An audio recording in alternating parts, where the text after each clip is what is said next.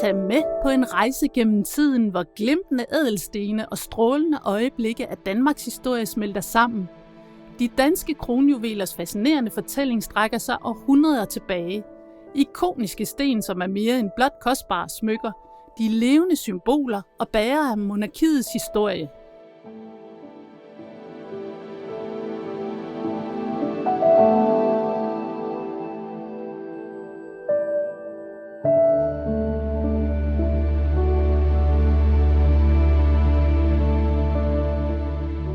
Vi befinder os her på Amalienborg Museet, og her på museet, der udstiller vi også kronjuveler.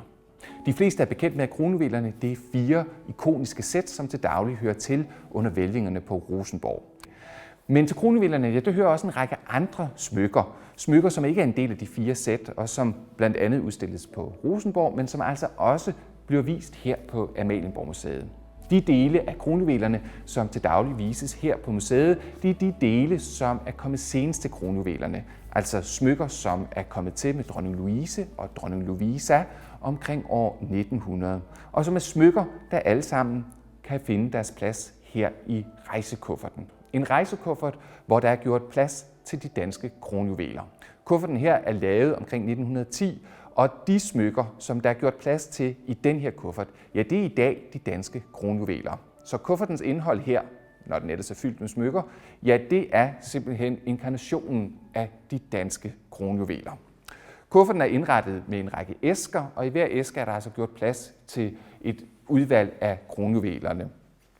Hver æske er forsynet på siden med en angivelse, der refererer til en inventarliste, som vidner om, hvad er det for nogle smykker, som hver æske rummer. Så ved at kigge på siden vil man kunne orientere sig, hvad er der at gøre i æsken her. Man kan også blot kigge ind i æsken, fordi skrinet her er lavet sirligt og helt specifikt til de danske kronjuveler. Så her er der gjort plads til samtlige smykker. I den øverste æske, som jeg står med her, der har vi plads til smaragdsættet fra Rosenborg, vi har kæden, vi har diademet, men som man også vil kunne se, ja, så er der gjort plads til en række andre i dag relativt ukendte kronjuveler. Blandt andet 3 armbånd, som kan placeres her i siderne, og som er armbånd, som dronning Lovisa får lavet af løse sten fra Rosenborg, som hun finder omkring 1906. De danske kronjuveler består primært af de 4 enestående smykkesæt: brillantsættet, smaragdsættet, perlerubinsættet og rosenstensættet. De har alle fået deres nuværende form, da Christian 8. dronning Caroline Amalie fik dem redesignet i 1840'erne. Kronjuvelerne tilhører kronen, det vil sige monarken og dennes dronning. Traditionen byder, at kronjuvelerne i nyere tid alene bæres af den siddende dronning og kun inden for rigets grænser. Kronjuvelerne opbevares i skatkammeret på Rosenborg Slot og på Amalienborg Museet, når de ikke er i brug. Her på Amalienborg, der har vi de dele af kronjuvelerne, som de færreste kender til, udstillet blandt andet i montren her bag ved mig, hvor vi har hovedparten af de nyere kronjuveler. De kronjuveler, som blev lagt ind af henholdsvis dronning Louise og dronning Lovisa. I 1910 der lavede man den sidste revision af kronjuvelerne. Det var der, hvor man endelig definitivt definerede, hvad der i dag regnes for kronjuveler.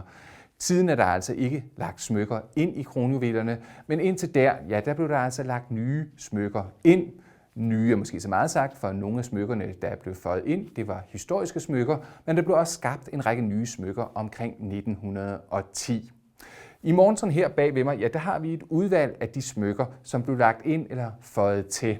Her der ser vi blandt andet viften, et lidt atypisk element i kronjuvelerne. De færreste af os tænker jo over, at vifter er en del af kronjuvelerne, men den her vifte er faktisk en del af de danske kronjuveler. Det var dronning Louise, Christian 9. hustru, der valgte, at den her vifte den skulle testamenteres til kronen, og i 1910 blev den altså skrevet ind i kronjuvelerne. Viften her fik hun af sine børnebørn i guldbryllupsgave, da hende og manden blev fejret ved et stort anlagt guldbryllup i 1892. Og her på viften, ja, der kan vi faktisk se giverne af den, fordi det var børnebørnene, der var afsender, og de er gengivet her via de her våbenskjolde. Våbenskjolde for de lande, som børnebørnene kom fra. Vi har herovre i den ene side det engelske våbenskjold. Datteren Alexandra var blevet gift med den engelske konge, og børnebørnene derfra var altså afsender. Vi har det russiske zars våbenskjold i midten. Der var dronning kejserinde Dagmars børn, der var giver her. Så har vi det danske våbenskjold. Det er adresseret til guldbrylluparret, men selvfølgelig også et billede af, at Frederik den senere, Frederik den 8. og dronning Louisas børn var givere. Og yderst her har vi det græske våbenskjold for deres søn Vilhelm, eller Georg den første af Grækenland. Så her har vi altså gaven repræsenteret og giverne repræsenteret. Og den her vifte må altså have betydet meget for dronning Louise, i hvert fald så meget, som hun valgte altså til at cementere den ind til den danske krone. Rundt om, ja, der har vi en række øvrige smykker. Vi har den vilde rose, som er et smykke, som dronning Louisa får lavet. Vi har den meget lange perlekæde herovre, en såkaldt sautoir, altså en lang halskæde, som moden bød sig omkring 1910, at man skulle være forsynet med, blandt andet til baller, og derfor fik Louisa lavet den her. Og så har vi hernede en række armbånd, som Louisa også fik lavet. Smykkerne her, det er nye smykker, skabt af gamle sten og perler, som altså også er en del af kronjuvelerne, fordi perlerne og stenene var en del, hun fandt på Rosenborg, altså en del af løse sten, som var en del af kronjuvelerne. Og tilsammen, ja, der har vi altså at gøre med her en samling både historiske smykker, men også smykker, der spejler tidens mode omkring 1910, hvad man skulle have, hvordan man skulle monteres, når det store skrud skulle på.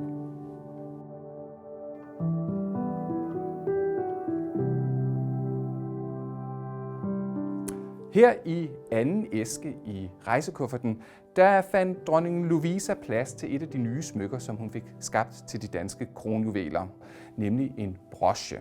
Da dronning Louisa tiltrådte som dansk dronning, da hendes ægtemand Frederik den 8. Blev konge i 1906, der besøgte hun kort efter Rosenborg og blev der opmærksom på, at der fandtes en stor samling umonterede løse ædelsten og perler, som hun valgte at omsætte til en række nye smykker. Deriblandt brochen, vi har her, en såkaldt vild rose. En broche, der er skabt af rubiner og diamanter og en meget stor rosensten, som blev fundet på Rosenborg.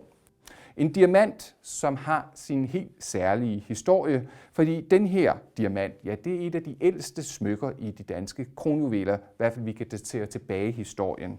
Stenen her, den sad nemlig, hvis vi skal tro Sophie Magdalenes testamente fra 1746, i den forlovelsesring, som Sophie Magdalene modtog, eller vielsesring, da hun blev gift med den senere Christian den 6.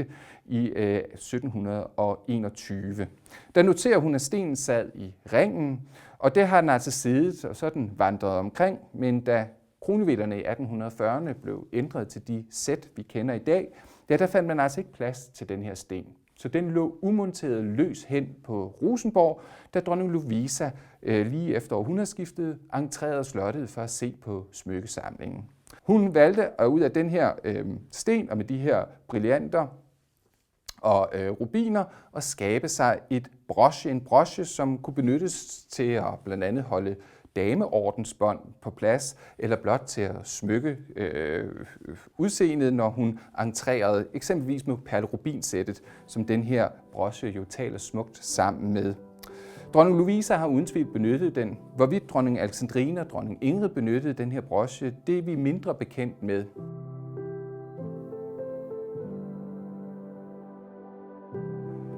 Dronning Louisa fik skabt 3 supplerende armbånd til de danske kronjuveler. På Rosenborg fandt hun gamle monteringer til 2 af armbåndene, perlearmbånd, der havde haft en anden lås, og som dronning Marie i sin tid havde fået skabt omkring 1810. Låsen var imidlertid fjernet, for at stenene kunne benyttes til de nuværende kronjuveler på Rosenborg, men tilbage lå der altså de her kæder af små perler. Ud af dem fik dronning Louisa skabt 2 armbånd, og kort efter, ja, der valgte hun at supplere op med et 3. ligeledes skabt af perler fra Rosenborg, og med den her lås, som egentlig oprindeligt er skabt som en broche, hun kunne bære. En lås med en stor diamant i midten, med smaragder rundt i ring og diamanter yderligere rundt om. For at få de her til at hænge sammen, til at lave det her 3. armbånd, ja, der var det nødvendigt at finde nogle supplerende sten, for der skulle laves de her overgangsled mellem låsen og perlerækkerne. Og de her overgangsled, de blev altså skabt ud af sten, som dronning Lovisa lagde ind i kronjuvelerne. Vi har altså ikke at gøre med historiske sten, i hvert fald ikke i forhold til kronjuvelerne, men sten, som hun bragte ind og lagde ind og skabte dermed et tredje armbånd til det lille garniture af i alt 3 af slagsen med hver sin lås.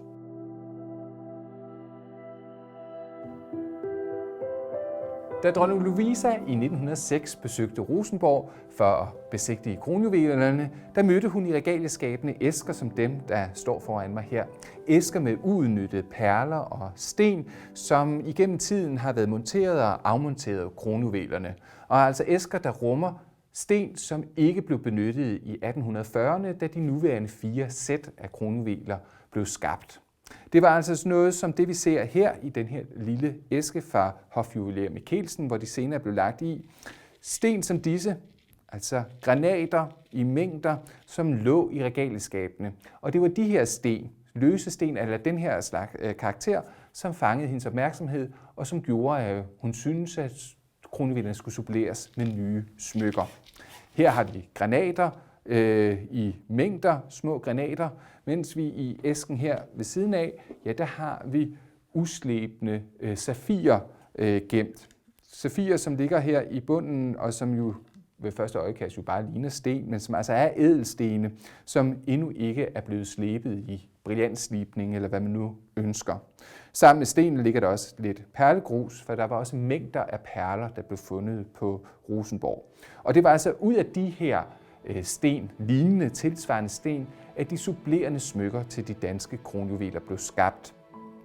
De her sten, som ligger her i dag i æsker, ja, det er sådan set stadigvæk danske kronjuveler. De her sten har status af kronjuveler, og dermed så indgår de i de danske kronjuveler, dog uudnyttet, så muligheden for at skabe nye kronjuveler, hvis det skulle komme over majestaten eller andre, ja, de ligger egentlig stadigvæk her. For smykker skabt af stenene her, de vil komme til at indgå i de danske kronjuveler, akkurat som dronning Lovisas supplerende smykker i 1910.